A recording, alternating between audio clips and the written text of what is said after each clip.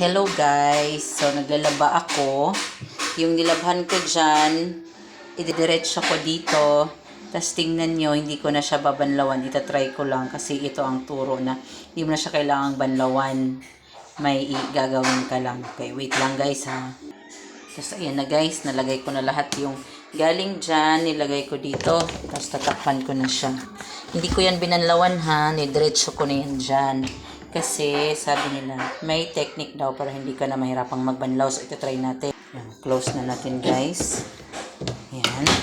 Tapos, kung nakikita nyo ito, sa part na to sa dryer. Dryer kasi to. Sa part na to sa dryer, may ganitong parang butas. Sabi nila, lalagyan daw yan ng hose ng tubig. Tapos, i-on mo yung tubig, yung faucet. Hose. Yan. So, pag yan daw, so, ayan na yan. So, hintayin daw na luminaw yung tubig dito.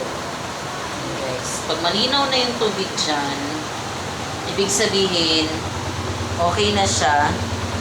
Papatayin mo lang yung gripo, yung tubig na nasa hose. Okay na daw siya. So, titingnan natin mamaya hanggang kailan siya clear.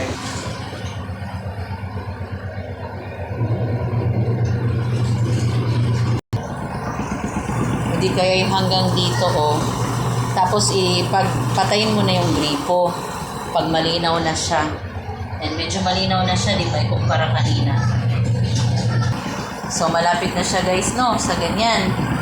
Ayan, tingnan natin kung pwede na ba siyang patayin. And luminaw-linaw naman na siya. Pero pag feeling mo na hindi pa malinaw, patayin mo yung yung gripo, tapos patayin yung gripo, tapos pag natapos na siya sa timer, ibalik mo ulit siya sa dryer. Ayan. So, hindi ka na mamumroblemang mag-banlaw. Diba guys? Thank you for watching.